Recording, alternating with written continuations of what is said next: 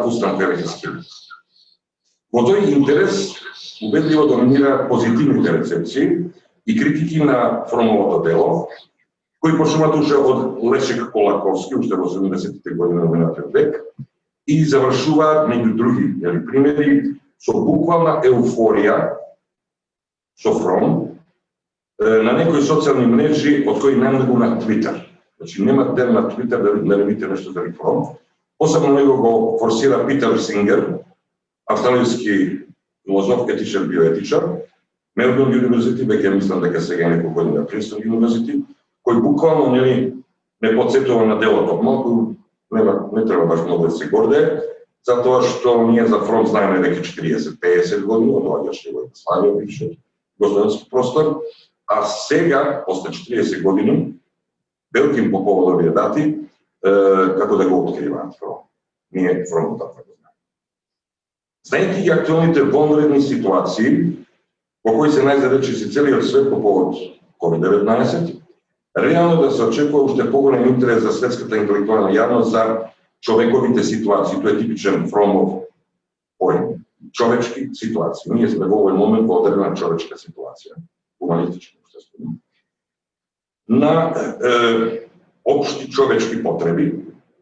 Значи, ова со оглед на веќе хроничниот конфликт, имаме големи конфликти, на вистински, масови, општо човечки потреби, да ги четеме како интереси, со лагите и наводно потреби, односно интереси на капиталот и на транснационалната капиталистичка елита. Транснационалната капиталистичка елита. И наводно потребите, тоа се само интереси на капиталот, профитот и обстанокот на богатиот малцински дел од човештвото, кој е таа елита без малку подготвена да го доведе во прашање обстанокот на мнозинскиот дел на целиот човечки род и крајна линија и на себе самата. Таа е автодеструктивна, без оглед на тоа што за жал не е толку свесна, или ако е свесна, нема идеја како тоа да го оневозможи. Да не подсетуваме дека во оваа и ваква светска вонредна ситуација, нејзината ирационалност и главните причини за нејзино настанување ја ставаат фамозната Фромова човечка ситуација и нејзиното Фројдо-марксистичка, мора да се вратаме и на фројдизмот и на марксизмот. Таа концепција повторно на пиедесталот на главен филозофски, научен, геополитички, па и идеолошки интерес. За тоа зборува веќе споменатиот Хабермас, зборува Славој Жижек, многу конструктивно за критиката на капитализмот, меѓутоа за жал во последно време тој зборува се и се што да не го набреда многу пета се и се што. Големо непријатно изненадување. Тука зборуваат нашите колеги, Саркања, Симоновски и така натаму. Колаковски со главно позитивни критички оценки се осврнува на филозофските, етичките и хуманистичките ставови на Фром. Според него, кај Фром јасно се очитува марксистичка критика на културната ситуација во индустријски развиени земји. Без индустријски развој нема модерно општество, да не се финансуваме, чиј главно обележие е сеопшт пад на иницијативниот дух, индивидуалната одговорност, стрална неодговорност на сите равништа, на човекот за себе и за средината во која живее. Тука се гледа сеопштото урнисување на цивилизацијата, која е најмногу последица на технолошките процеси, интервенции и револуции.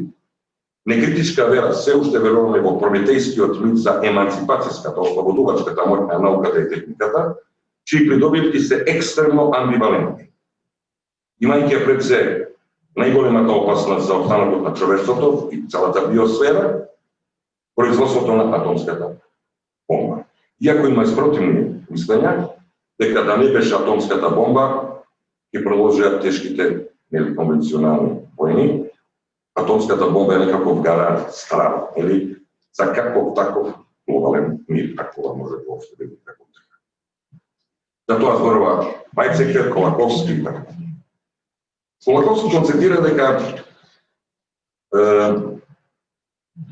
не е јасно, критикувајќи го Фром, и тоа со еден позитивен однос, не е јасно зошто и на кој начин злото и отуѓувањето, етички гледано, завладеале Брзосово на што треба да се темели надежда дека здравите конструктивни сили и тенденции во човекот еден ден, а може би порано или подоцна, ќе надвладеат на оние болните и автодеструктивни пориви кои имаме сите за жал у нас.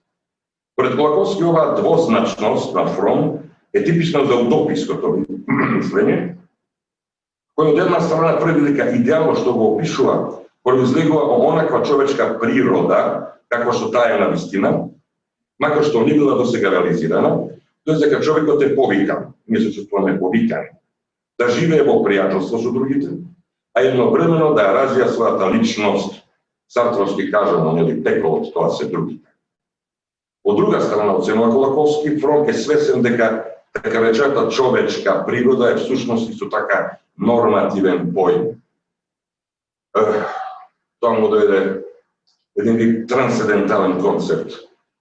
Трансценденталност, како според некои толкувачи, остатоци од христијанска свест во сите нас.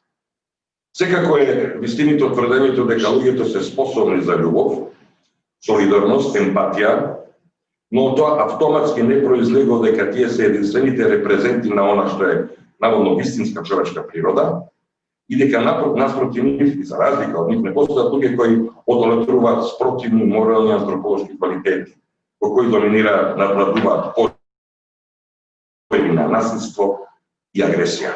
И се разбира се која присутната деструкција. Со поедноставени зборови кажано, тоа е повторно преценување, тоа е многу важно. Преценување на човековите потенцијали за правење добро и подценување на неговите потенцијали за правење зло. Да беше поинаку, не ќе зборувавме за поделбите на луѓето на добри и лоши. Значи, заклучува Колаковски, поимот на човечка природа кај Фром се обликува со оваа карактеристична двозначност, ступувајќи го она што е нормативно и описно во една иста идеја. Таа двозначност, Фром ја споделува со Маркс и други марксисти, тоа многу видно. А кога станува збор за Маркс, тука е место да се спомни една друга непрецизност или можеби негова илузија, ако се внесува на неговото поимање на човековата слобода. Веројатно под влијание на Жан-Жак Русо, исклично со поимањето на човековата природа, Маркс ја подценува суштината на клучниот политички однос господари-починети, разработен уште кај Хегел, именно трансисториската условеност на човековата потреба од послушност и робување. Поедноставено, со други зборови, Маркс и тука ја преценува човековата потреба да биде слободен, а ја подценува неговата потреба да биде роб. Тоест фактот, цитирам зборови на професор Мухич, фактот дека сите не сакаат да бидат слободни. Некои луѓе не сакаат да бидат слободни, испеѓа дека и некои народи не сакаат да бидат слободни. За волја на вистината, токму Фром е оној Марксов следбеник, кој со бегство од слободата, тоа е escape from freedom, дошто бега на слобода. Многу позадлабочено успел да навлезе во парадоксите на човечката психа и неговата наводно слободна волја, кои во одредени опасни, несигурни, бедни социјални историски околности личи на денешната наша ситуација, наводно доброволно се откажуваме од своите слободи и права, за да возврат добие ронка привремена сигурност и комфорт, а кои, како што тоа го покажа нацизмот и фашизмот, на крајот скапо ќе ги плати, именно со војни, десетици милиони човечки животи, вклучително и сопствен живот.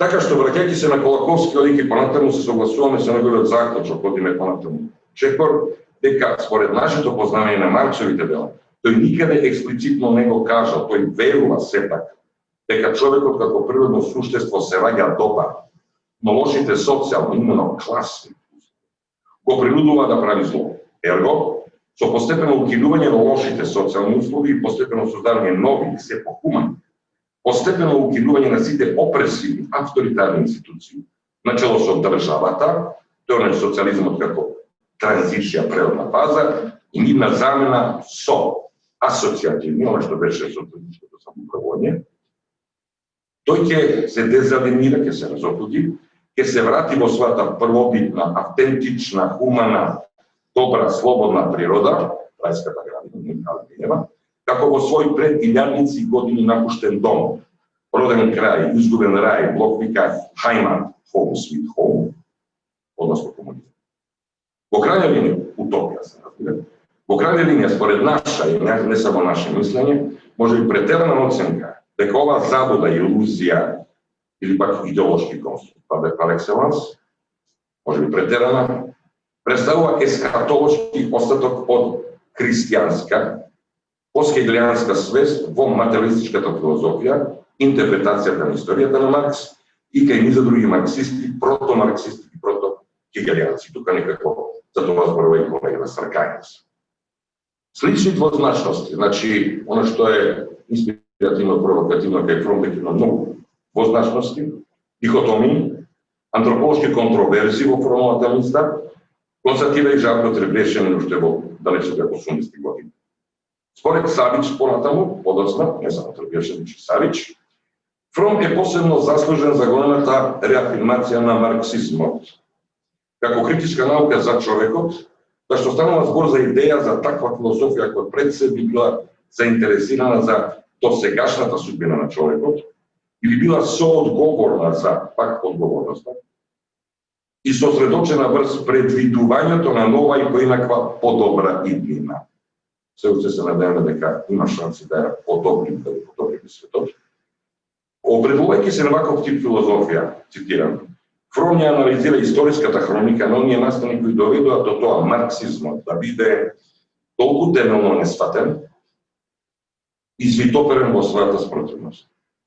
Се разбира, станува збор за акцентирање на само некои фактори на кои се припишува исклучителна одговорност за судбината на конструирањето на марксистичките фалсификати, на страшни фалсификати. Луѓе кои ништо не прочитале од Маркс го цитира. Ужас.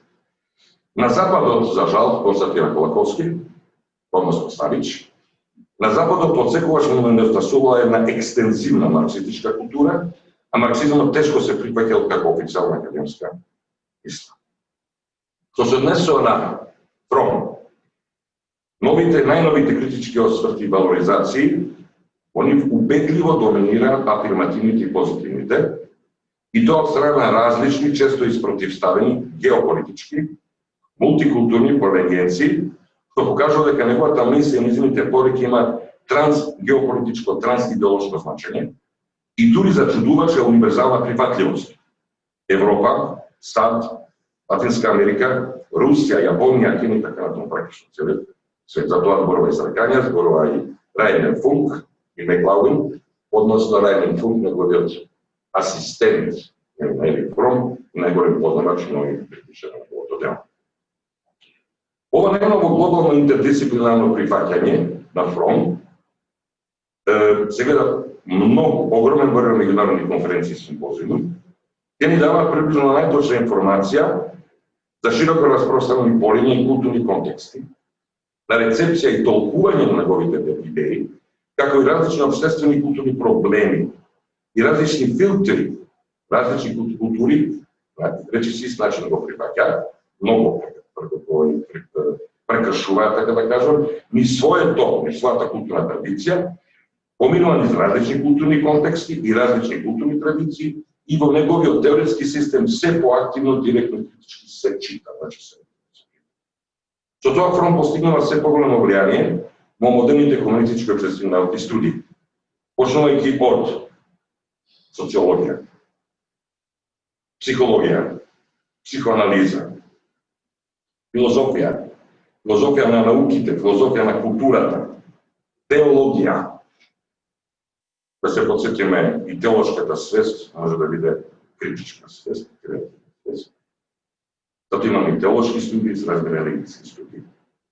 Општа е оценката дека и покрај негови ограничености, па и идеалистички наивности во неговите мисли, со одредена креативна надоградба, модификација, преформулација, тие може да не бидат вредно оружје во сопаѓањето со решавањето на проблемите кои произлегуваат од длабоката светска криза, енормната глобална нееднаквост, радикалниот хедонизам и богатите индустријски земји од една страна и масовната сиромаштија, смртност од друга страна, насилство, агресија и геноцидни војни и сеопшта културна и аксиолошка криза, пат, дебакл, која доведе до уништување на животната средина, климатски промени, кои апокалиптички го загрозуваат обставокот на човечкиот род и целата биосфера, тоа е категоричен заклучок на современите познавачи на Фромовата мисла.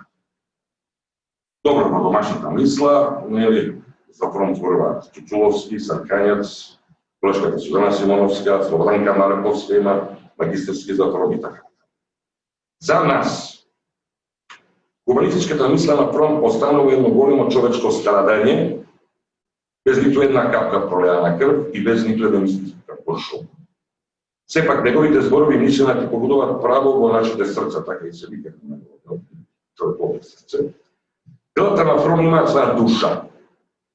За разлика од многу други во западната мисла, кои поради преголемата по наводници рационализација, не може се да биде рационално во нашиот живот, зашто со тоа ќе престанаме човечки суштества. Значи и истирајќи ја Балканата вода од цеста по здравото дете, се мисли на диалектиката, која загубија она најимнентно и најдрагоцено човечко, неговата душевност. Човек без душа не е човек. Без некоја мелодрама, емпатија, позорска патетика, поетски метафори, наивен и разочаран идеалистички хуманизам, академско, малограѓанско морализирање и лицемерно хуманизирање и притресување на се и се што, Фром испишува едно цело потресно сведоштво за големите трагедии на 20 век. Меѓутоа и наспроти секоја форма на песимистички фатализам, тој не губи вера и надеж во можноста за гради еден по-слободен и по-хуман свет, кој ние, кои живееме на преминот во 21 век, илузорно очекуваме можеби да ни се оствари. Очекувањата не се остварија, зошто тоа ќе го прашам. Но, одмерено поетски кажано, ако овој сон за подобар, поубав и посреќен свет не ни се остварува нам, тогаш барем нека им се оствари на нашите потомци, на сите идни генерации, зашто колку што е потребно пред сите досегашни добри и лоши историски искуства, човекот најпосле да се ослободи од илузиите, затоа и Фром зборува оттаде илузии. За еден подобар свет исто толку е илузорно да се очекува дека човекот во иднина ќе може да живее и преживее без нови илузии. Човек без илузии не е човек. Право на илузии. Како негови неприкосновени права, слободи и одговорности, а кои би биле оттаде сите досегашни илузии, така и се.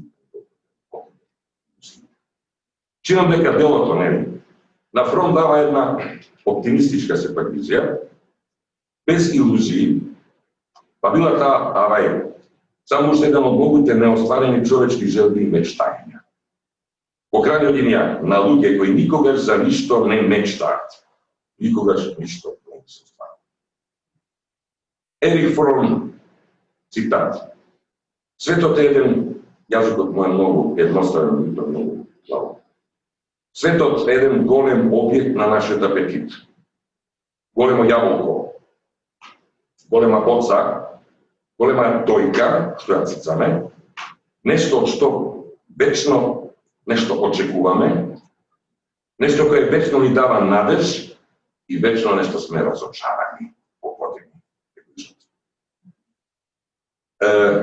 Но, во крајна линија, да не бидеме и ние со право обвинети за преголем емоционализам, сентиментализам, па и ирационализам, на кој кажува уште Џорџ Лукач пред 100 години, овој осврт врз Ерих Фром го дополнуваме со негови констатации и оценки кои би требало да бидат по-рационалистички, транстемпорални, еден исчекор од границите ограничувањата на нивниот дух на времето Zeitgeist. Процесот, цитирам, процесот на ревизија, тоа е за нас многу важно во постмодерното доба. Секогаш процесот на ревизија на еден автор кој ги разликува суштинските и новите од случајните временски условени елементи. Значи и самото мое сегашно толкување и рецепција. И сегашното во моментот ваша рецепција на Фром, е производ на одреден историски период. Ние сме производи на периодот сега моментот кој го живееме. Затоа каде сме свесни за тоа. И кој влијае врз толкувањето. Значи, ние ќе го толкуваме на начин кој е формиран, производ на нашата свест од овие околности во кои ние живееме, но кои и ги создаваме. Ние сме плодна околностите, но ги создаваме околностите. Ова креативно толкување вели Фром, повторно креативните и валидните елементи се мешаат со временски ограничените случајности. Ревизијата едноставно, завршува Фром, ревизијата едноставно не е точна. Како што оригиналот не е едноставно повече. Малку парадоксално, добро да се предлагаш човек. Овој ваков заклучок е за нас толку поважен, доколку успеавме диахроно и синхроно да ги спознаваме состојбите во кои се најдовме во годината 2020. Која уште на почеток рековме дека е пресвртница во историјата на цивилизацијата, која зборува зимовијат, зборува за нова влада, светска власт со фашистоидни амбиции. Таква реална опасност има.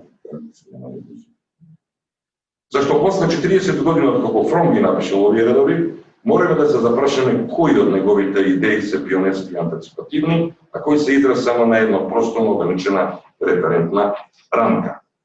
Зашто најлошо е, нели, затоа привршувам уште малку неколку минути, се враќаме на Хабермас, сепак франкфуртска школа, критичка школа, критика на капиталистичкиот систем. Најлошо е кога избрзано, непромислено, умислено, некои интелектуалци се страшни мислени, за дека знаат многу, а немаат појма. И преурането, нечи идеи, концепти, ќе ги прогласени за целосно застарени, стара, old-fashioned. А на местото него не нудиш ништо, освен мислизам. И ќе ги фрлиме на бунисето на историјата, а веќе во следната нова историска човечка ситуација, практично. Затоа ќе сватиме дека големите умови, се толкова заради тоа големи зашто умеат, доаѓа од ум, умеат речиси до крај точно да ги предвидат состојбите во кои човештвото допрва ќе се најдува. Глобализацијата е опишана уште кај Карл Маркс пред 1900 во комунистичкиот манифест. Само треба да се прочита. А ние днес сме што малку читаме. Состојби кои неговиот ум допрва ќе мора нуждата да учи да мисли. Да ги рефлектира и толкува на правилен начин доколку сака да успее. Развојот на човештвото да го насече кон вистинскиот пат, кој ќе му овозможи и обезбеди опстанок и просперитет во иднина. Поедноставно кажано, морам да разочарам, но нас не чека веќе борба за прогрес. Еми Авен, една исклучително предна, така да кажем, теоретичарка, имав прилика да се запознам со неја да зборувам, зборува за the end of progress, крај на прогресот, не на више прогрес, на борба за обстанок. Значи, не чека борба за обстанок, survival. Не очекувате на прогрес, подобар живот, подобро не. Ептен забегата претерано, така што се бориме да го сочуваме и она малку што го имаме. Не чекаат нови контрадикторни човечки ситуации, кои ќе мораме час поскоро да ги решаваме ако сакаме да преживееме. Тука чинам дека формулата мисла е релевантна, актуелна и модна мисла. На крај, генетичкиот инженеринг, кога сето ова што во овој краток осврт на Фром ќе го лоцираме во технолошка цивилизација и ќе се сопостави и спротивстави на сето ова што денес го прави генетичкиот, биолошкиот инженеринг, тога се отвара нова Пандорина кутија. Тоа е многу опасно. На постхуманистички етички идеи, предизвици и искушени, неодговорни ризици. Неодговорно се пуштаме во авантури кои може да стапилни. Непознатици неизвестности кои топрва ќе се сочува со Кантов јазик кажано критиката на практичкиот ум или Хансиона зборува за потребата одговорност, таква отговорност, за жал, се уште немаме. Згоранова мора да се нагласи дека Кантовите етички императиви се точни, остануваат валидни, но недоволни за припишување нови етички императиви. Немаме нови регули, нови норми, старите ги прогласуваме за старени, а нови немаме. А таа потреба произлегува новите етички состојби во кои се најдува човекот под диктатурата и опресијата на научно-технолошката цивилизација, и низините секогаш нови оправдани и неоправдани, потребни и непотребни иновации, бесконечни усовршувања кои дефинитивно доведуваат во прашање нашата традиционална представа за самите себе, големата слика за човекот, како станавме пост-луѓе, пост-хумани суштества. Така што треба да се одвикнеме од досегашната слика, на која сме се навикнале, во модерната хуманистичка филозофија и култура. Тие нејзини потреби, вистински и измислени, се диктирани од интересот на капиталот, профитот да се. И мораме да расчистиме, капитализам и екологизам се нафта и вода. И се додека војните се водат за нафта, а гледаме околу што се караат Грција и Турција, се караат околу нафта. Значи, се уште не е добро колку значи екологијата, но тоа е неизвестно едната. Но тоа е, значи, секојаш мотивирано од профитот, а не од вистинските реални потреби на човекот и човештвото, и кои како такви не само што не влеваат никаков морален и политички оптимизам, туку автодеструктивно мирисаат на дефинитивно глобално самоуништување, како што тоа го антиципира се позачесените кризи од секаков вид, меѓу другото е актуалната пандемија на коронавирусот. Тоа е производ, да се разбереме, природните елементи, човек испојува во одреден интерес. Значи, некој ќе профитира од ова, а некој ќе пропадне. Секој е зло за добро, барем имаме позитивни еколошки ефекти. Така што тие ќе мораат постојано да се ревидираат со нови критики. Критика на дигиталниот ум, критика на тој ум што сега вие го следите преку вашите дигитални помагала, прашање дали е тоа фиктивен свет, или создава фикции, едно големо зло, како што би рекол Пол Вилјо, за кој бавно стануваме свесни дека тако. Потоа не чека критика на доблесниот ум и целата глобална кондиција хумана човештвото. Одаква позиција на слобода и право на постојано секогаш ново исчитување. Имаме право на секогаш ново исчитување, толкување, проширување на застарите референцијални науки и дополнување со нови. На крај, тоа е завршено. Се разбира станува збор за биоетиката.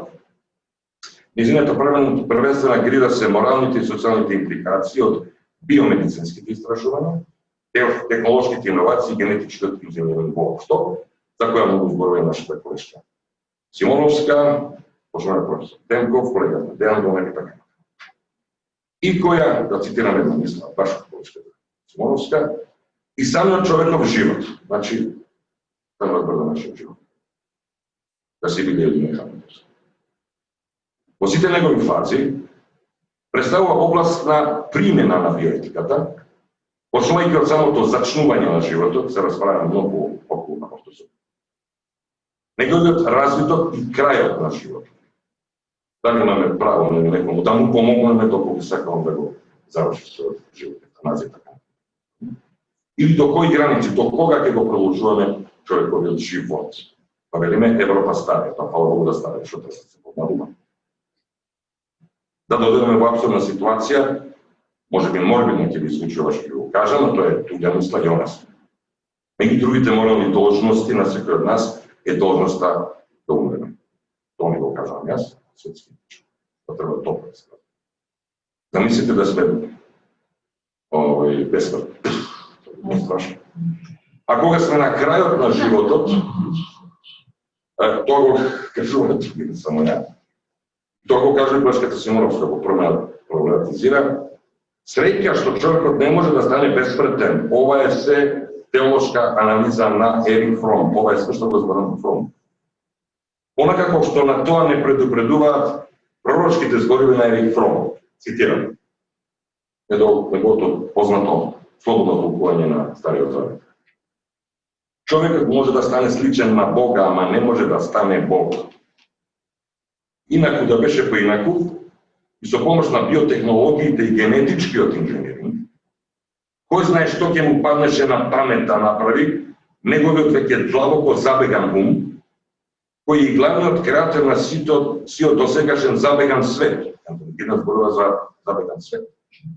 Кој забеган свет е производ на нечи, да не кажам наш, забеган ум, а раководен од постулатот на Гинтер Андерс, кој го има формулирано уште 1956 година гласи: не оставај неприменето ништо што е применливо.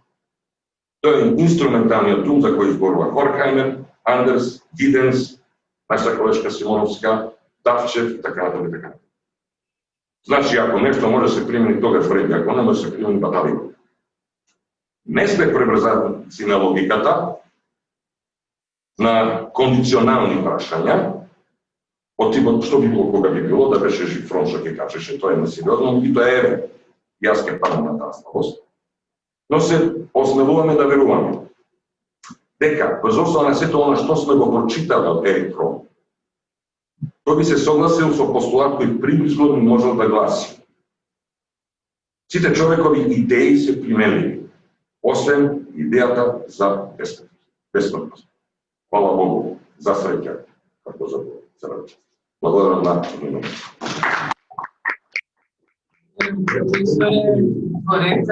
Минути, благодарам многу за апсолутно, кажам, интригантната анализа, се дадовте и осврт на теоријата на Фром. И зошто Фром е глобално прифатен? Зошто, кои се причините да се толкува така, како што се толкуваат неговите идеи, за кои што верувам на крајот на сесијата ќе има и благодарам повторно и сега ја најавувам нашата колешка од Белград, од Универзитетот во Белград, колешката Ленка Атанасковиќ, со, ќе речам исто така, многу актуелна тема, социологијата и предизвикот на вредностите за современото општество. За современите општества. Повелете.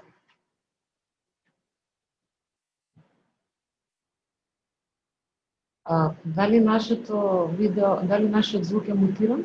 Не, не чуем нас. Ленка, дали нас чуете?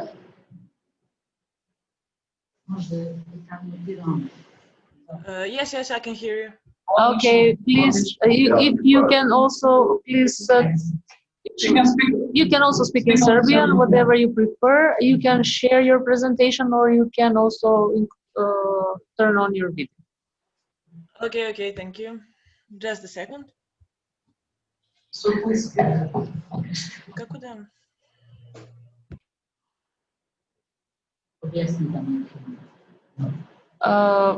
Имате поред чета share screen, можете ту open, само момент. It says that host disabled participant. Okay, try now. Okay.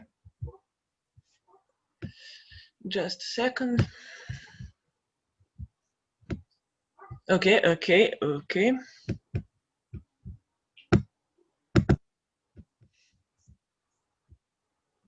You see it?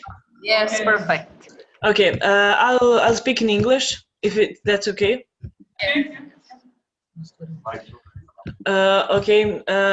My name is Lenka Tanasković. I'm from University of Belgrade, Faculty of Political Science. I'm teaching assistant in statistics and sociology. So my topic is generational change in gender attitudes. Lenka, just a second. Can you please make your presentation in full view mode? Mm-hmm. That's Slideshow. Okay. You can see it? Yes. So the design of my research and my paper is empirical and exploratory, and I'm using bivariate statistical analysis. So it's quite different than the text we have saw before me. So what are my main research questions? I was hoping to define what are the difference among the generation regarding gender attitudes, and is there any, and what it would be the difference among generations in different categories of European countries. So I made, I was using EVS, European Value Survey from 1718, and exploratory factor analysis, and confirmatory factor analysis, CFA. And I shown F-test and descriptive statistics of what factors I'm using. So I formed 3 categories of countries: Western Europe, post-communist countries, and Balkan countries specifics. So post-communist countries don't have Balkan countries in them, in that 3 categories. So I was hoping to define differences among gender and gender discriminations from that 3 categories and among these generations. So I was using these gender questions and items, and as you can see, I formed 2 factors: gender discrimination and gender private public. So gender discrimination is its main topic is about public life and women in public life, like business, political leader. Can women be political leaders as men? And if university education is more important for women or men? So it's a discrimination in public life. And gender private public would be a woman in private life regarding children and home and the motherly and womanly and wifely picture of woman in private life. So I identified that 2 factors. Then with principal component exploratory factor analysis with Promax rotation, we checked that 2 dimensions, and it's quite good, as you can see in pattern matrix and variances explained.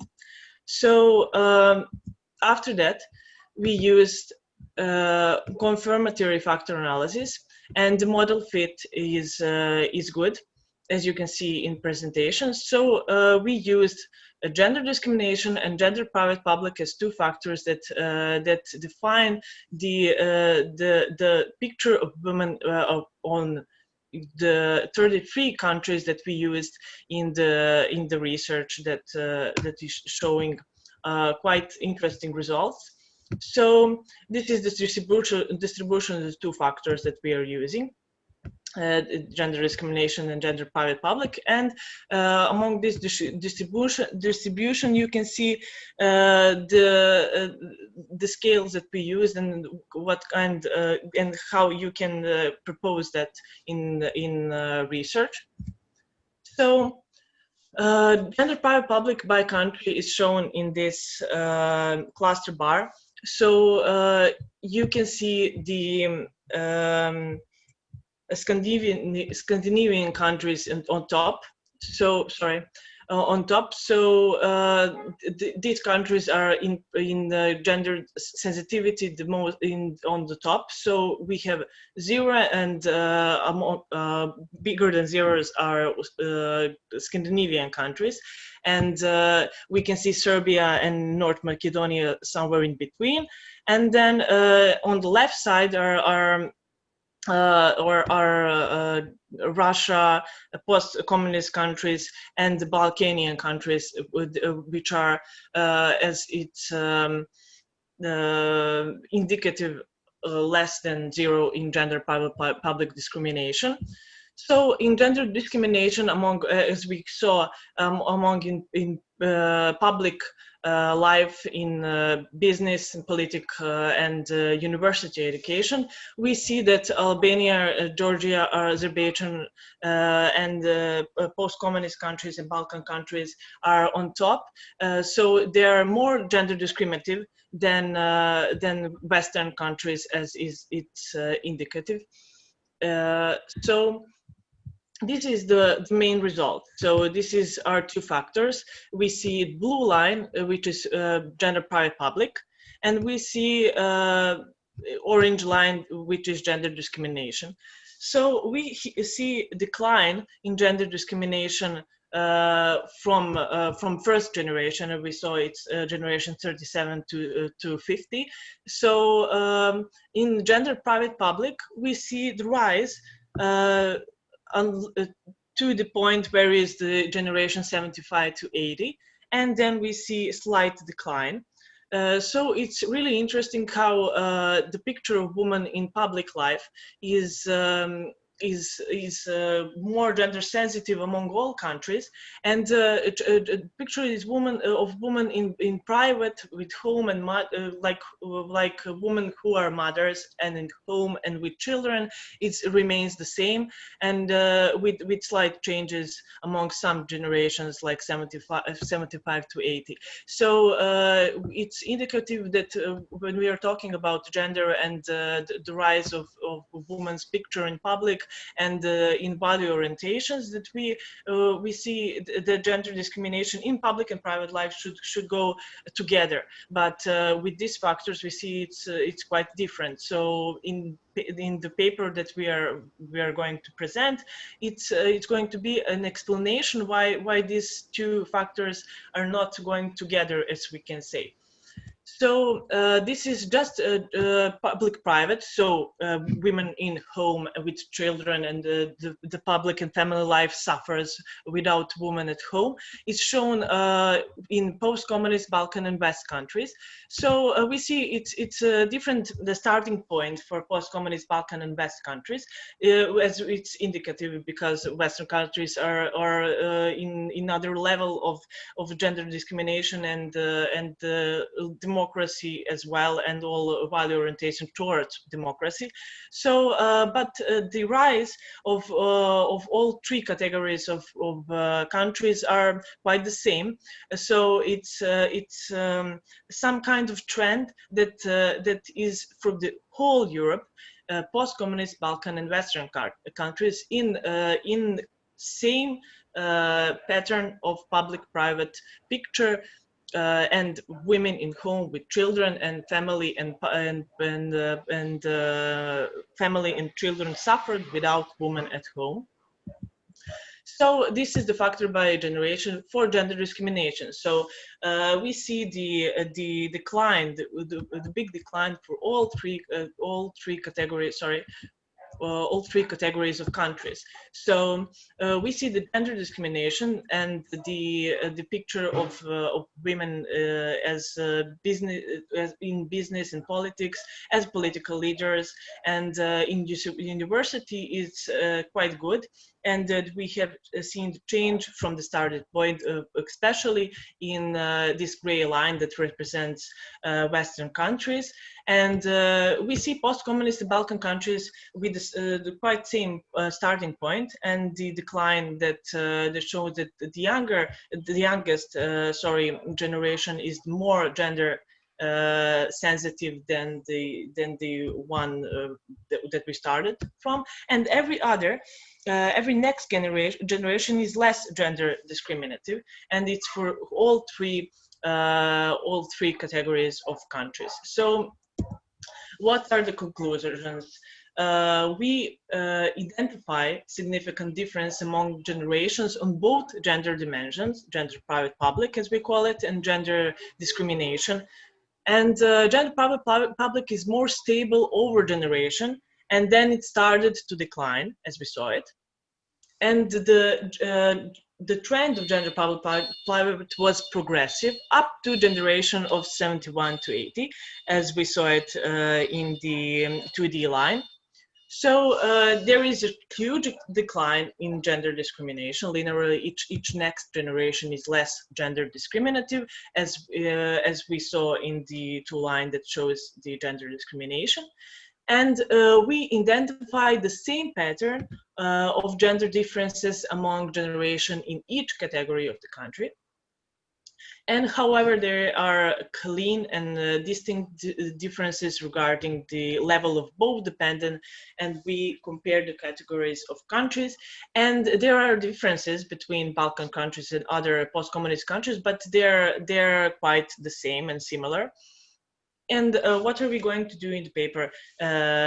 For the theoretical point of view, the future exploration, we are about to find a proper theoretical explanation why there is progress regarding gender discrimination by generation, and why the public-private generation dimension remain almost the same by generation, which is not indicative by the variables we used, and the all the research with that contains all four. I'm sorry, can you see me now? No. I lost.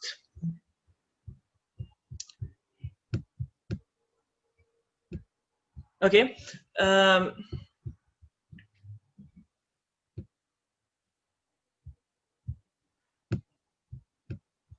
Okay, I don't know if you can hear me. So we are going to show the progress regarding gender discrimination by generation, and the public-private gender dimension remain as the same as we saw in D lines 1 and 2.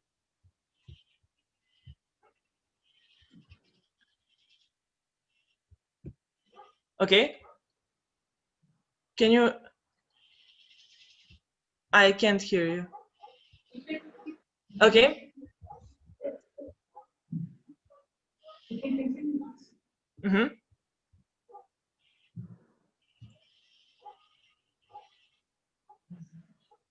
I think I'm talking about the concluding remarks here. It was the 16, the slide number 16. Okay. Okay.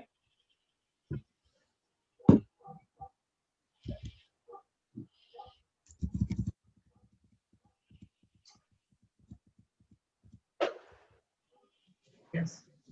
Mm-hmm.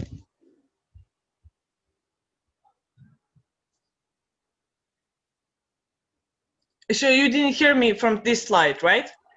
Yes. Okay. So I was just talking the conclusions of the research. So I saw that we identified differences among generation, and I showed you what generation we used among on both gender dimensions that we call gender discrimination and gender public-private. So gender public-private is more stable, as we saw it in D line, over generations, and then it started to decline from generation 71 to 80 as the trend of public-private was progressive from generation 71 to 80. And there is a huge decline, as we saw in gender discrimination, as we saw in D line. So every other every next generation is less gender discriminative in post-communist countries, in Balkan countries, and in Western countries. So we identified the same pattern of gender differences among generations in each category of country. And there is a clear and distinct difference regarding the level of both dependent if we compare the category of countries. So we see the trends among all the countries and all categories of countries. Thank you. Okay, just a second. I'm sorry.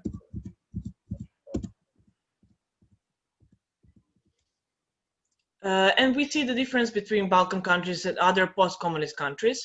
And it's rather the small, you see from orange and blue line in factor gender discrimination, that the starting point is quite the same, and the pattern of the line is quite the same through generations. And we see a small difference in generation 81 to 19, but it's quite the same.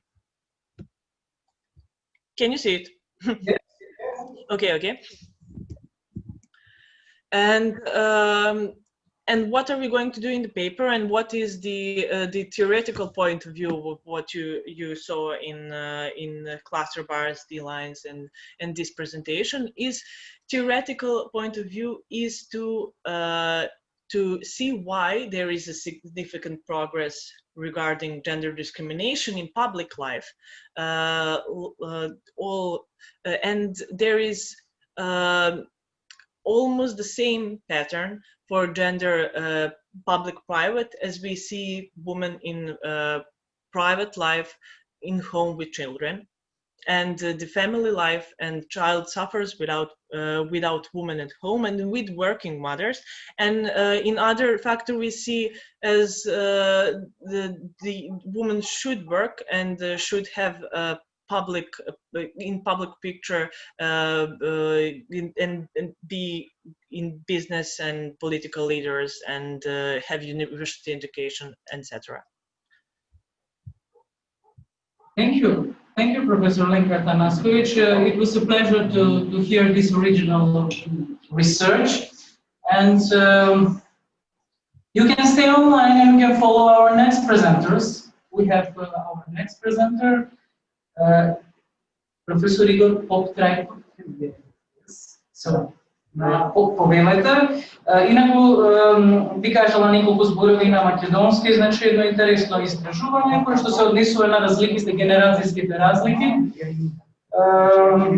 и однесувањата кои што се поврзани со родот во различни временски периоди и во однос на претпладот на жената. Така што навистина и благодарам на колишката од Белград, а сега го поканувам нашиот колега Игор Општræjkov со Къде е колегата? Насловот на презентацијата е отсутство на развиени методологии, најмногу на рационален прагматизам во образовниот и општествен систем на Северна Македонија во период 1991-2011. Мислам, ова ништо не е разумела. Не, сме би чула одавде, само што мислам да ништо не е разумела. Мислиш да разумеш? Мислам да она не е нешто разумела. Чекай,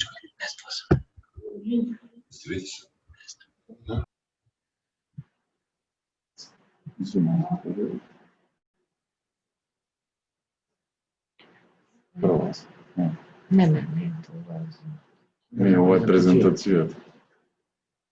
Спушти ја презентацијата долу. Не. И казано колишката, веќе не знае да како да ги мика. Ја не знам дали е тоа предвидено во техниката, меѓутоа, да, повелете. Ето. Мута.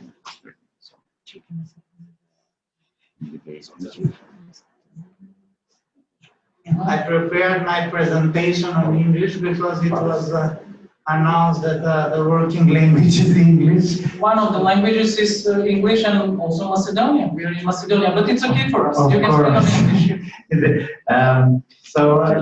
Where is my first? Само малку, Игор. Само да... Yes, I know you are the last presenter. No, there's another one after me, Mr. Barbara. Yes, but he's not here. So I don't think he's coming. Okay, so as you may see, as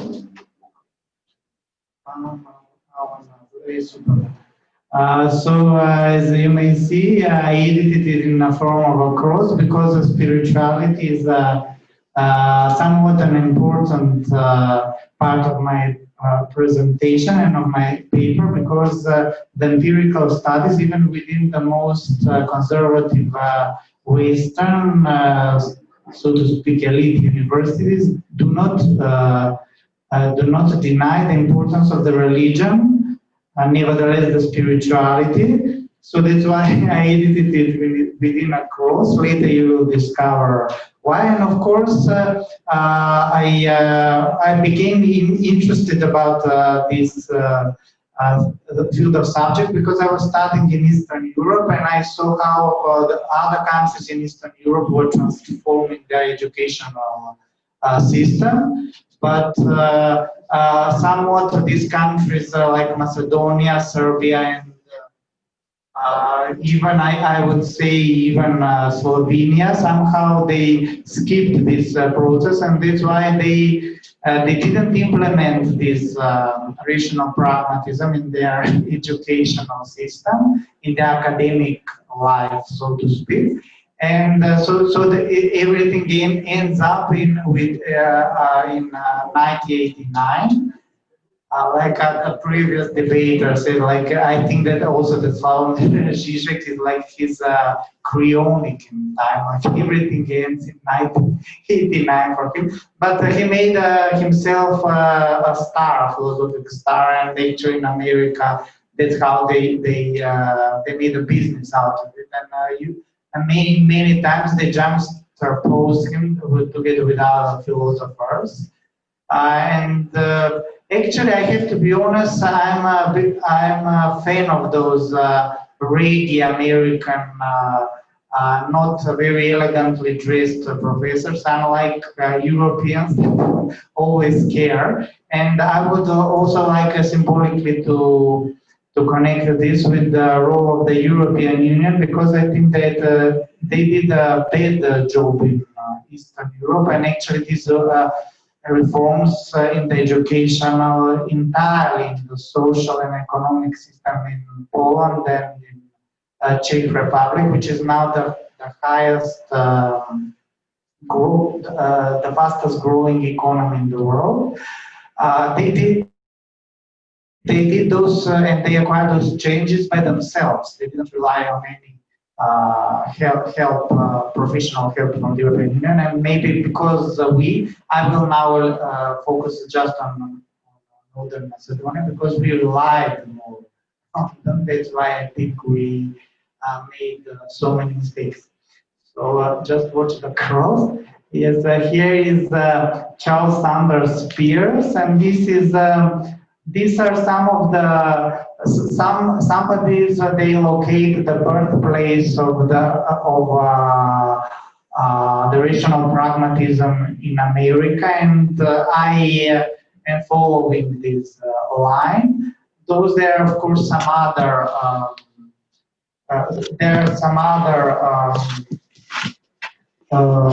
theories, and sorry, watch the slides. I'm kind of losing my thought. Okay, and also because the second part of my interest in this field of studies is because I'm now doing my PhD in literature. And this rational pragmatism within its nature is very much connected with literature and psychology. And for example, William Jones, maybe you never heard what a shame for us philosophers. We never, for the Philosophic Society, I guess nobody ever heard about him, but I'm sure you heard about his brother Henry James, the big writer. You probably saw his movies like Wings of the Dove, Washington Square, or Harris earlier, or Bostonians with Vanessa Redgrave, perhaps, and with Christopher. James Ivory. James Ivory made 3 movies of, for example, The Golden Boat is also from Henry James, and many think that Henry James is the best American writer so far, but he's not, imagine he's not translated, almost none of it is translated in Macedonian. He influenced the writers of the Lost Generation. The first wife of Ernest Hemingway, they had a son together, Bambi, and she thought that he was the best writer, American, and so through his brother, there's a big influence from the psychology, because they say that the biggest goal in your life is not happiness, but how much you can acquire. That's how later from rational pragmatism some other movements in the philosophy were born, although they're the opposite one, because for example Bertrand Russell, he was very much influenced by that, but for him happiness was everything. And here I gave you the Harvard group, and also the philosophers, the classical philosophers, John Locke and David Hume, which heavily influenced this movement, and I would say it was easy for them to acquire this philosophical movement, which is the somewhat most productive in the world, because these two philosophers also influenced the forming of the Constitution of United States of America, and together with the Seneca, of course. But maybe that's why, because I think that European philosophy, its tradition, it's much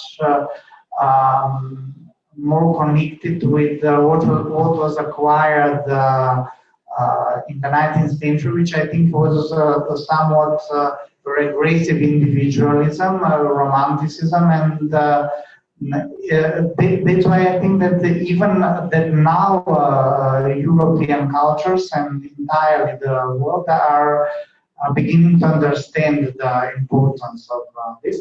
But of course, this shouldn't be any alibi for us why we didn't include them yet in our educational system, because I saw in other Eastern European countries, they learn about them, they're translated, and I think that mainly, I will try in my paper to ask many questions why I think this was not done till now, or maybe because many other things were not done in our country.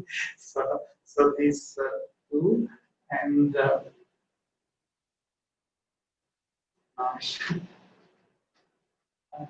next slide. Слайд има започнение? Може треба тук директно.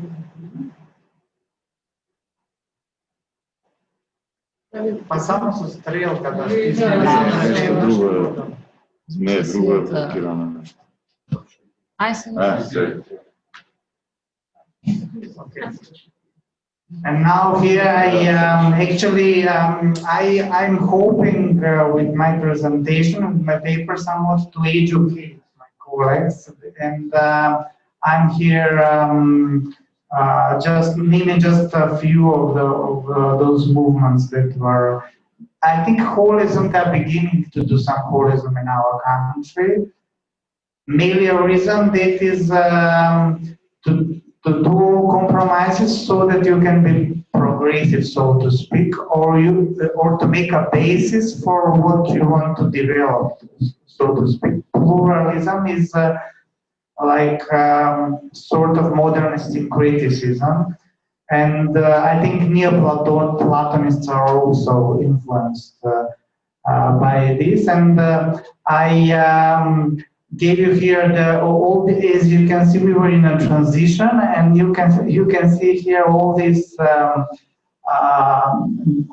disciplines which we have to deal with during our transition, and we're still dealing with them.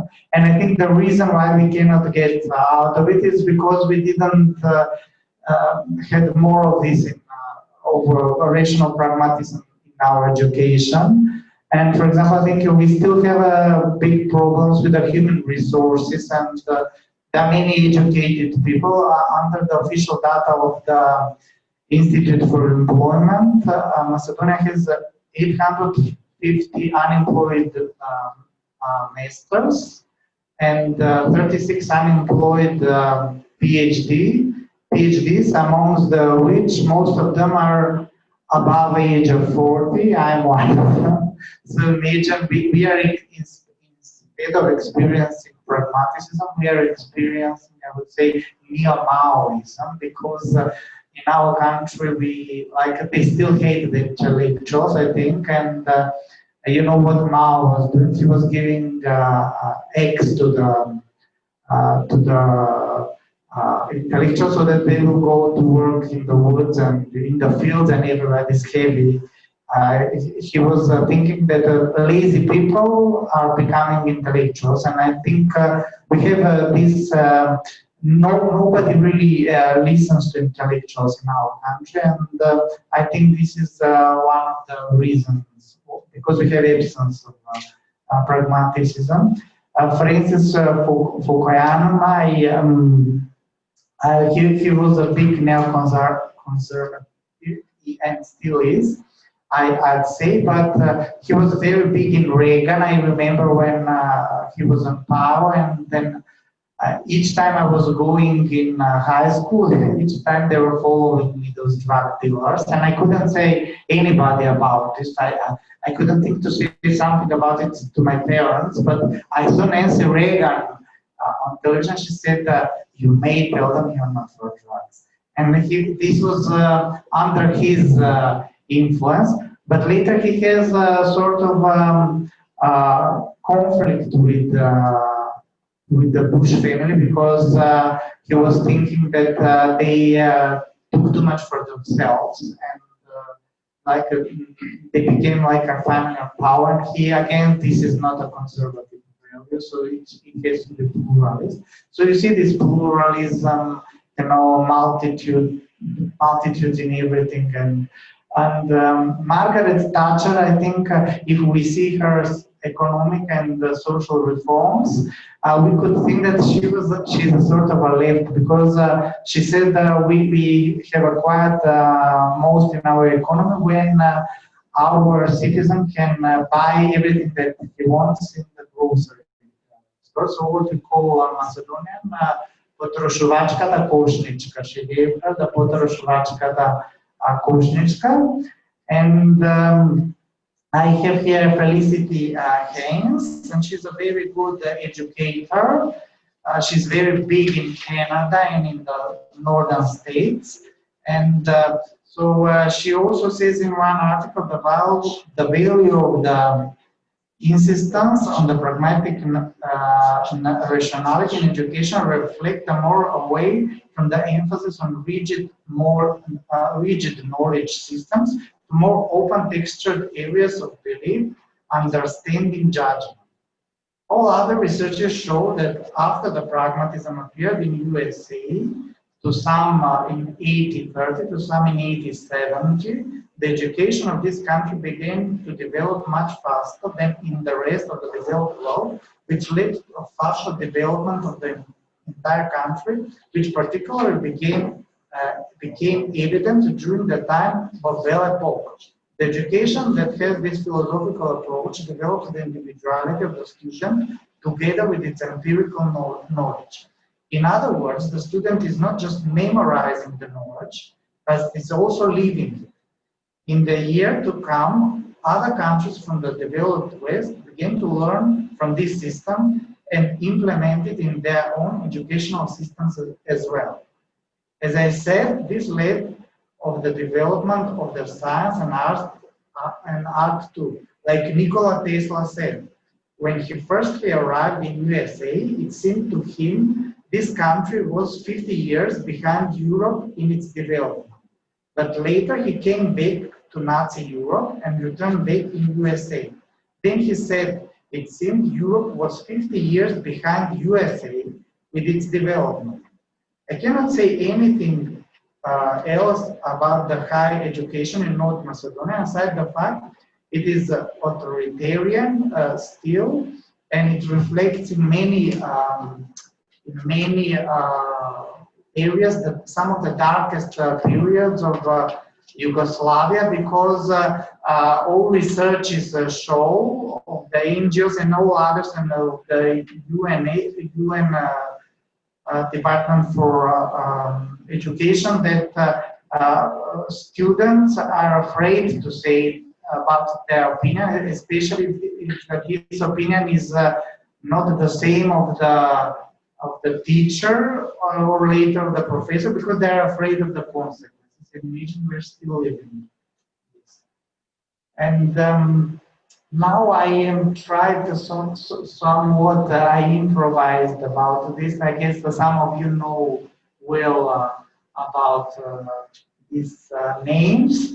And there was a Praxis movement in Yugoslavia, and then they were sort of communists, and but I would say, for me they were socialists, but they had to say they were communists. And for me, what is very interesting, from the other analysts underline other other matters they did, but for example, they developed a coach talking. For example, they will begin to talk about a film, about a painting, and actually they made a nice relationship between art and philosophy and science, because philosophy is still considered the mother of science, and actually they impressed their Western colleagues with this, and a lot of them they went to teach at the Western universities,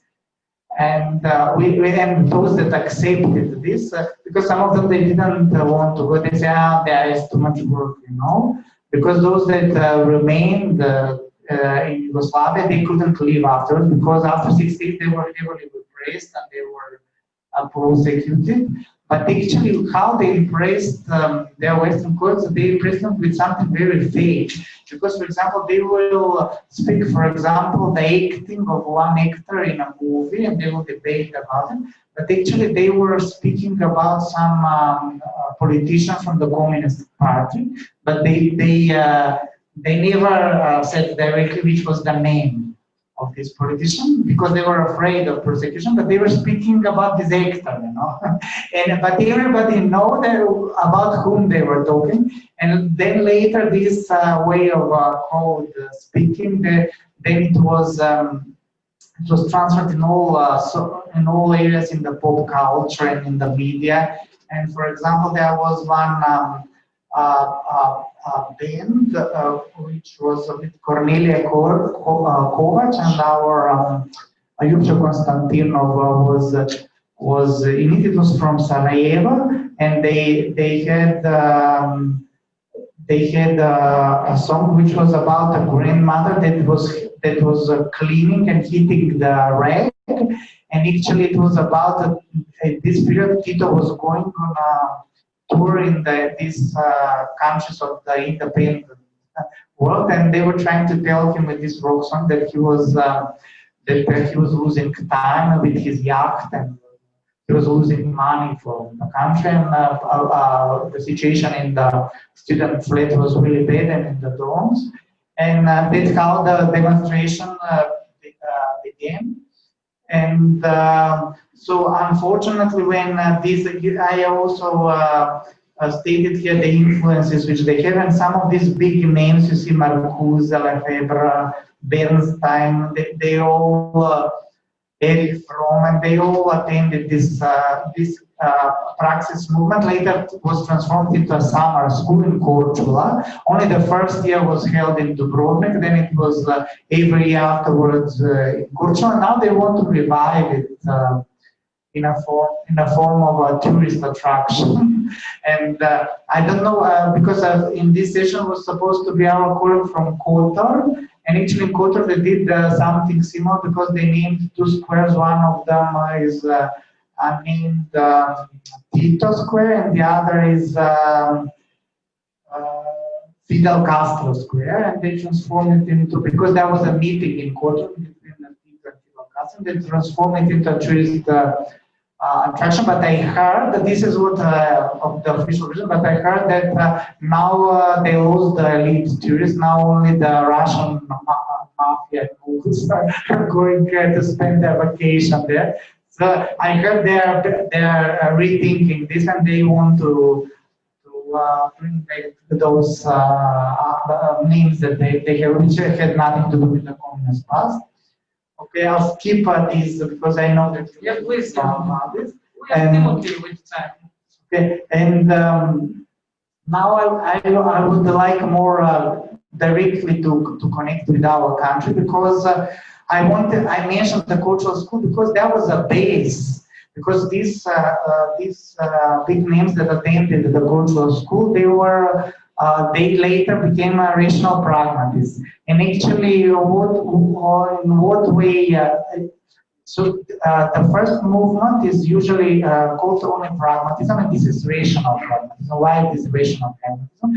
Because it denies ideology. So you can be pretty much selective and eclectic about everything. And they say also that you should you should adopt the social system, if we are speaking of social sciences, and also about educational system, regarding the situation in the country. For example, because they were Marxists, they used to be Western, so-called Western Marxists. For example, for me, they have nothing to do with Marxism, but it's how they call themselves. And for me, they were kind of a bourgeois. They were establishing kind of some bourgeois movement about the arts and science, and talking about nice literature and paintings and everything, and technology and the latest acquirements in science, going on the moon, etc. And so they, for example, they say if India is a communist country, then it shouldn't deny religion, because somewhat communism is a repressive religion. So before that delegation, first the cow should go, so that the people could identify themselves with those that are ruling them. So in a way, they were promoting somewhat a Marxist PR, which never worked out. But in other fields, they were very successful in denying ideology. They said everything is individuality, and they connected it to the theory of arts of Reed. They say you should see the details, but you should see the whole picture, which means that we shouldn't deny the natural side of the human nature, because, for example, when one sees the picture, he sees the composition, the color, the technique of the painter, the idea, what he wanted to say, the provocation, but also the picture, when you look at it as a whole, it's also a stain. And so it should look natural as a stain. And that's what they think that the system should develop as much as people are developing. For example, I would quote Foucault and also Roland Barthes, and for example, the fashion was, they always say the Europeans are much better dressed than Americans. And I'm thinking because a lot of them were educated under the post-structuralism. And so, but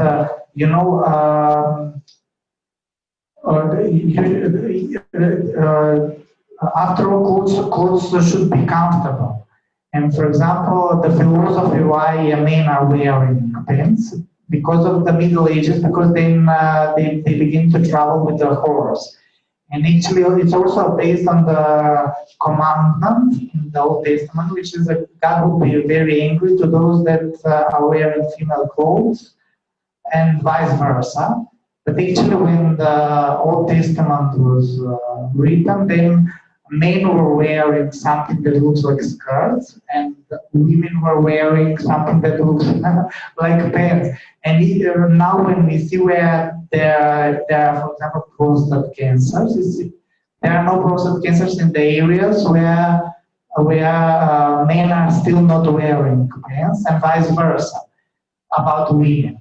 There's some diseases. So this is this rationality, and we should always think what is the best in the interest of the humankind, not just, we shouldn't have any abstract ideas. And I'm giving you now the idea of Ruben van Ginter. I think these other countries had problems, but particularly Macedonia. But I think that, for example, the rest of the Eastern European countries, like Poland and Czech Republic, but also very much Bulgaria and Romania. But I think because they really have a big tradition and big names in philosophers, and now the president of the Romanian Academy is also doing arts and sciences. He's also subsidizing research on this matter. And I think, and that's why, for example, Romania is one of the poorest countries in the world, but it has a very big growth in certain economic fields. For example, it is the 8th exporter of cinema in the mainstream region, Romania. And they also technological successes they had in the cosmetic industry, and so partially they really managed to acquire a lot through this.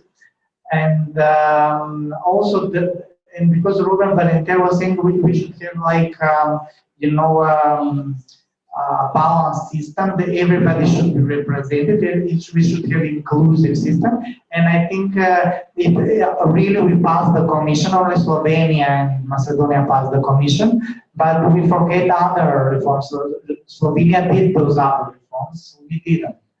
And also I think we are ridiculing the illustration, and other countries weren't. For example, 4 years ago, one of the richest Romanians was frustrated, the football player to start, because he was also a collaborator of Securitas. And now we still have professors that are collaborators of the secret services, and everything is happening and nobody speaks about it. And I think that also traditionally in Northern Macedonia, there wasn't at any point really a big tradition in critical thinking. And now in the Institute of Macedonian Literature, we are trying to develop this line of critical thinking.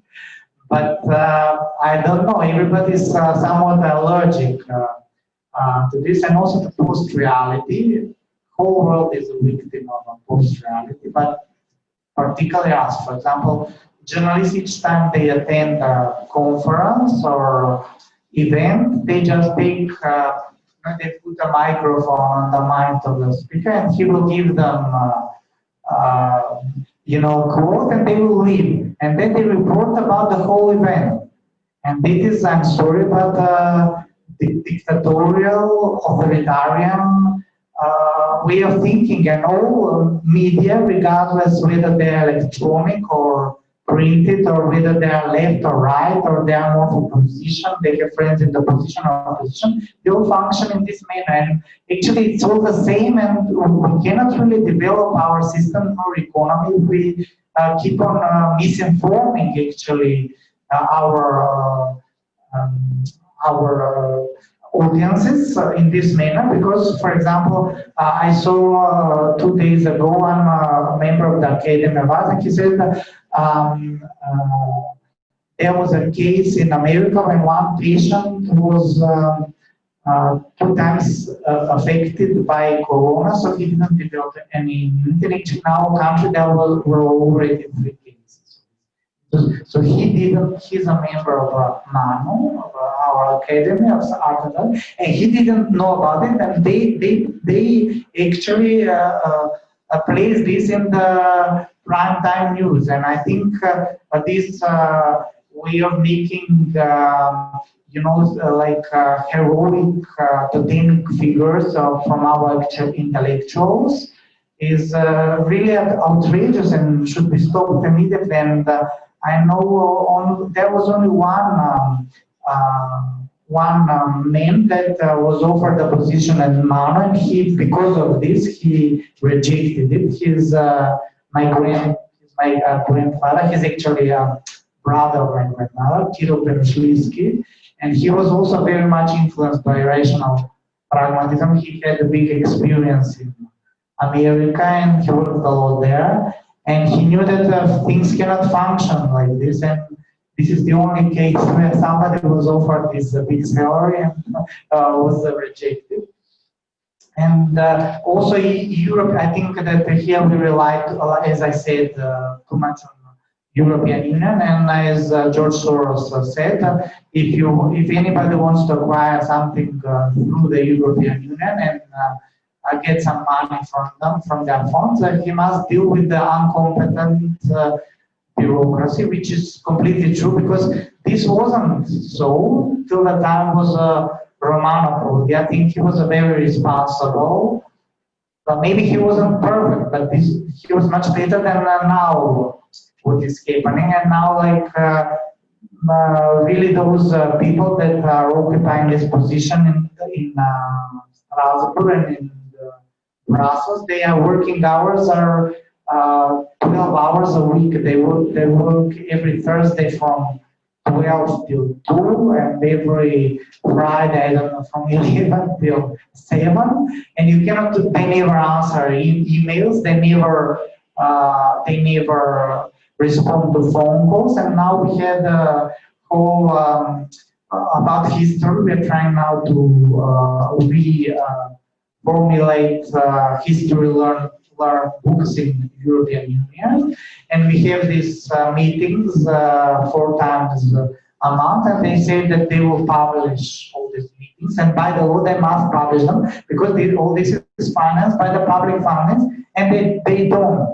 2 months already they don't. And also there was another meeting in May, and some things were said which somebody didn't like or was afraid to launch. And even there, in the big European Union, this is happening. And I think we should all begin to think a lot more with our heads. I think it's not true they say that only Hungary and Poland and Turkey and Israel are becoming to be a hybrid systems that are collaborating in their programs, the educational programs and economy and everything else with Russia. But on the other hand, I think they try these countries like Czech Republic or Romania and Bulgaria.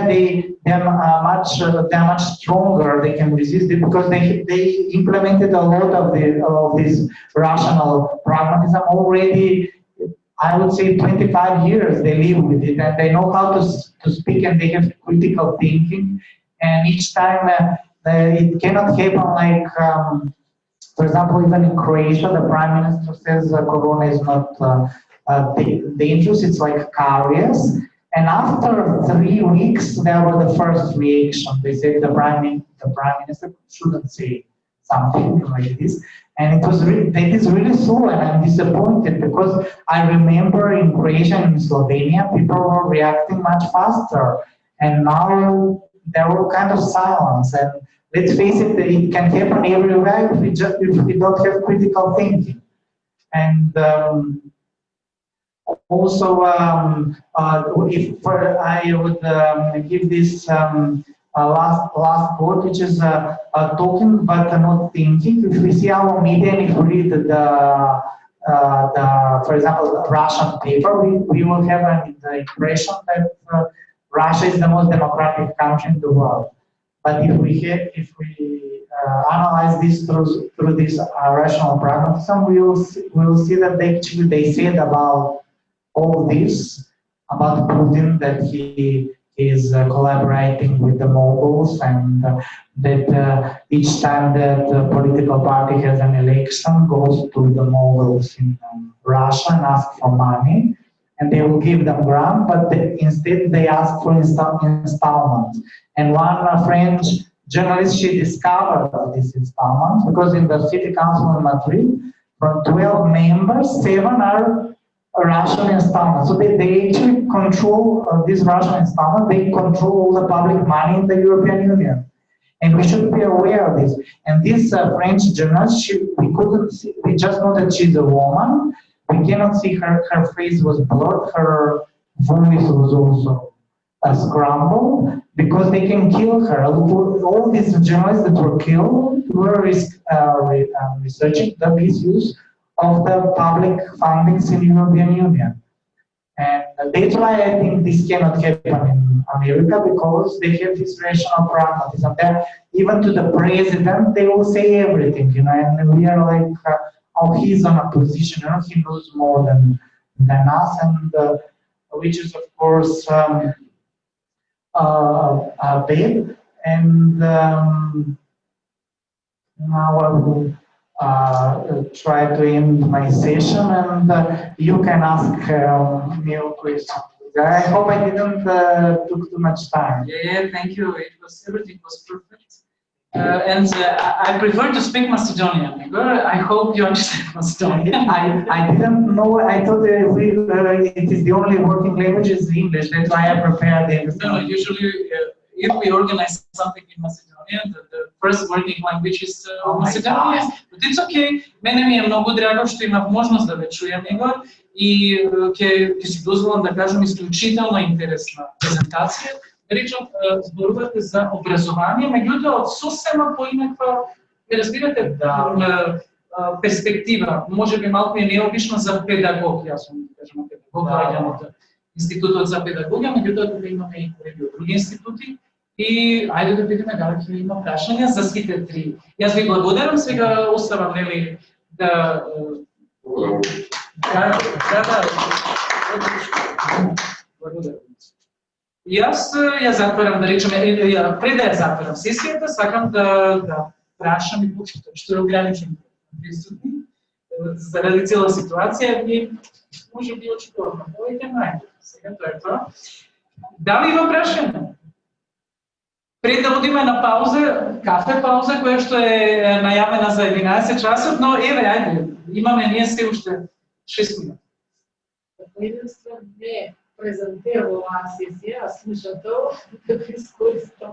Повелете, бродегање. Стварно, без разлика што бројот на... Случајно. Во секој случај, повторно се покажува правилото дека имаме толку различни, некогаш еклектични пристапи во една сесија, сепак отвараат многу теми за дискусија. Од професорот Скаловски, Ерик Фром, психоанализа, критика на дигиталниот, кон една факторска анализа на родовата дискриминација, преку она што Игор посебно го презентираше, кој што мислам добро ците овие аспекти по нешто, не е прашање. Значи, може би е една конфронтација помеѓу сите овие три.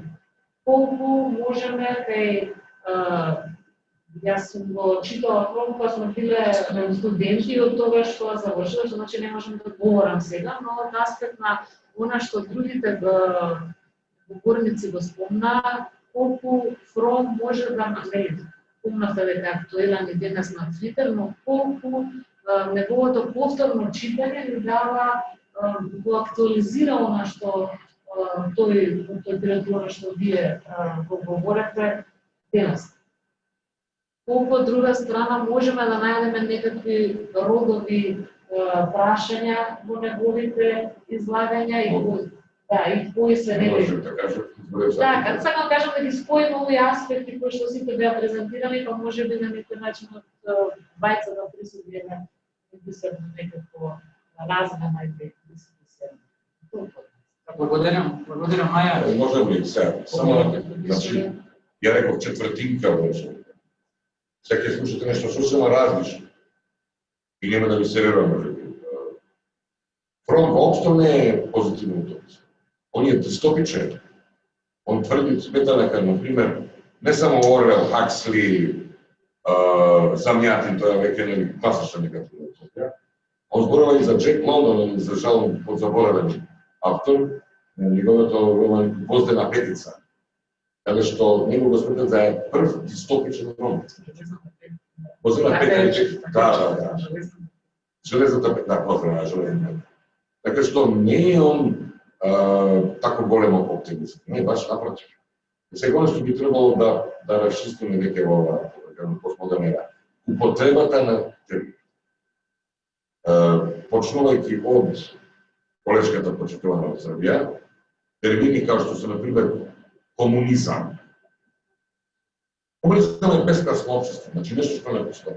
Не може да зборате посткомунистички земји, доколку се разбира, има верувате на збор на покојниот Никита Хрушчов, кој 1967 година прогласи дека Советскиот сојуз влегува во комунизам. Несоодветна употреба на термини. Анализа на јазик е вклучително и рационален прехват. Значи, секојаш мора да ги преиспитуваме собствените.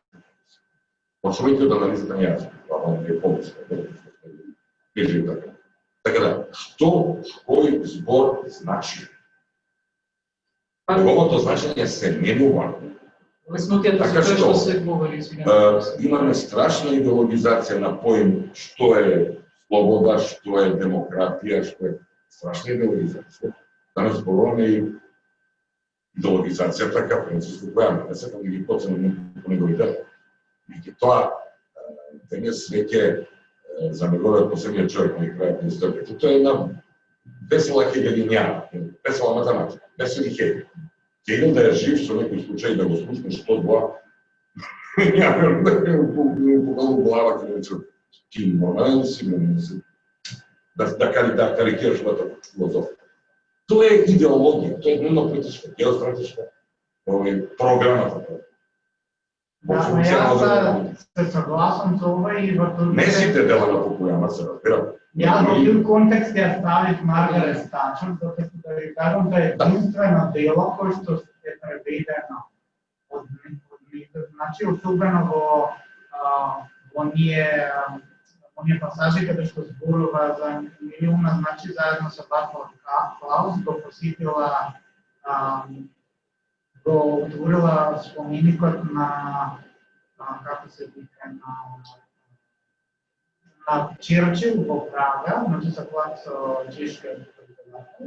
И значи она тука го употребува терминот рационален прагматизам и таа книга преведена на македонски. Значи јас мислам дека конечно можеме да сметаме дека барем единствена книга на македонски што се ја сега ја да ви кажам, ја ви викам сам стати и да ги читам најчесто на интернет и синија или читам во оригинал на негови јазици. Не знам, може би има во други, меѓутоа ја ставив затоа што мислам дека сте ја читале и значи исто така тоа е значи она се појавува тогаш од доста рационален прагматизам, затоа што она се појавува во Чешката република да зборува против многото радење на нацизмот во Источна Европа. Они викаат Источна Европа, ја не мислам само. Значи таа почна во 90-тите да се спојува Источна Европа, тогаш голем нацизам се раѓаше и во самата Британија. Значи, они имаат дрес-код, сите што носат Докс Мартинс, да се тие неонацисти. И значи, меѓутоа низин, она е десничар, многу голем десничар, знаете. Така, меѓутоа 8 членови од низината фамилија загинале при бомбардирањето на Лондон и она од секогаш, значи тоа е рационален прагматизам, она е десничар, меѓутоа од секогаш била приврзана за Русија, за Истокот, бидејќи она верувала дека да не бил Источниот фронт, немало да биде толку. Она мислела дека и самата Британија не била толку. Она до последен момент, дури кога Риса Горбачов имала веќе рак, она одела стално на ручек со Горбачов и се шегале, русите викаат дека не знаеш на ридне. Мислам, што она што најмногу ги критикуваше русите, да речеме, русите вика, ние имаме таков систем, кај нас нема никакви пороци, нема наркоманија, она по сателити ни ја нашла кај не таа болница, така што се лечат наркоманите, значи она колку ги нападеше, меѓутоа тоа е рационален прагматизам. Значи, да видиме во нешто веруваме што е најдобро да помогнеме едни на други, да тоа е идејата на човековата врста, нели? Не може општество да постои за да луѓето имаат некаква интеракција, да си помагаат, значи да всушност да знаат што е таа етика, нели? Меѓутоа еве во толку се нема тој рационализам, прагматизам, некој го викаат и прагматичен. Не е тоа стандартизирано, не е ни во Америка стандартизирано, ни на нивните универзитети не.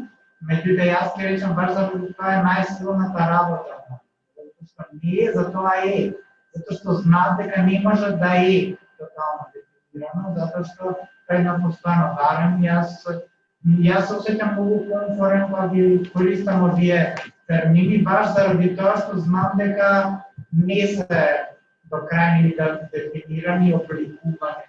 Тоа е и семиотичарите ќе речат, може би јазикот не е толку обликован, него не е повеќе абстрактен, символичен е.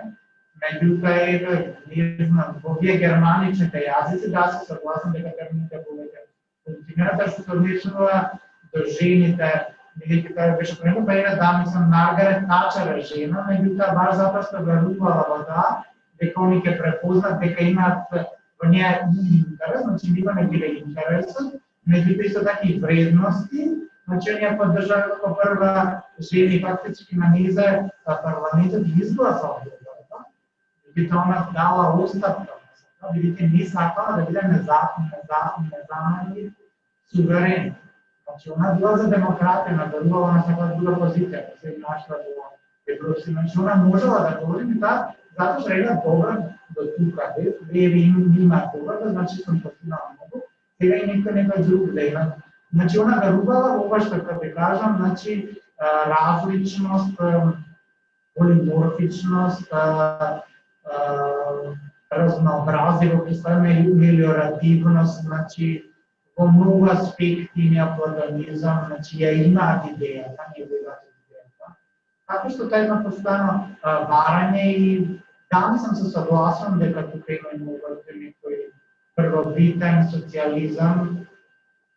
Речеме, последниот роман на Джек Лондон е со женски лик, меѓутоа и првиот роман, исто така Кирката на снегот, исто така е заглавен женски лик, сите други се со маски ликови. И на тој начин е направено за укрупнување. Сега преведуваат Кирката на снегот и повикот на другиот. Не, Кирката на снегот е преведен на 1952. Не, на македонски мислам. На македонски, да, ја на македонски ја прочитав и 52 година. А ние од него е скоро се преведен. Бидејќи нели левичар. Што одам? Да, одамна е се преведен. Ти благодарам. Бидам искрена, ми беше задоволство, ако нема прашања повеќе. Зашто е духовите само на иста линија, само да не дополам. Панело, ако се дискутира, тоа е најподобро. А ова што го кажувате, добро, има се тука се што времето на Реган, например, Реган били мисля империја на злото, да беше така, значи како преживеа толку взрците империја во тоа владео зло, тогаш дека имаше жив човек до себе, така не да спасе. Тоа се све идеологија. И тогаш отиде во империјата на злото, не било духовно.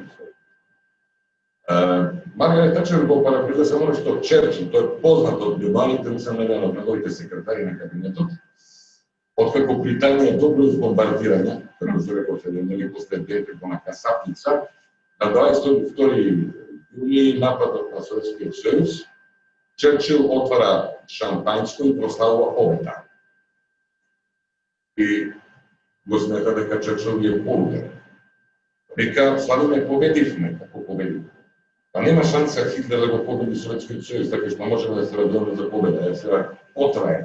Да не ме разбирате, значи, многу се релативни, како една империја на злото може да победи друго зло во интерес на трето добро и така натаму. Има тука се сешта. Она, од класична русофобија, тоа е класика, тоа е пак идеолошки механизам, производство на непријател. Ако не си ми непријател, јас ќе те произведам да бидеш непријател. Тоа се раѓа во Германија уште, например, за време на Вагнер, операта Лоенгрин. Главниот войсководец повикува, вика, главната опасност нам ни прети ни се заканува од исток. Значи, опасноста од исток, опасните, оттаму исток, divјаците, барбарите, за да нели се одбраниме, ние мораме нив да ги нападнеме, за да они не нападнат нас. Ајде да борба за ресурси, како ли се. Хитлер сака да дојде до изворите на нафта и плин во Иран. Целите на денешната војна се исти. Да се разбереме. За жал, мотната, за жал, нефтивите се исти. Како да се дојде до ресурси? Некои сорто се кажат демократски земји, членки на НАТО, како што се Грција и Турција. За нафта. Задоволството е наше да ве слушаме, ќе имаме можност од тегот на конференцијата. Благодарам на сите учесници на панелот и едно поздрав и едно кафе.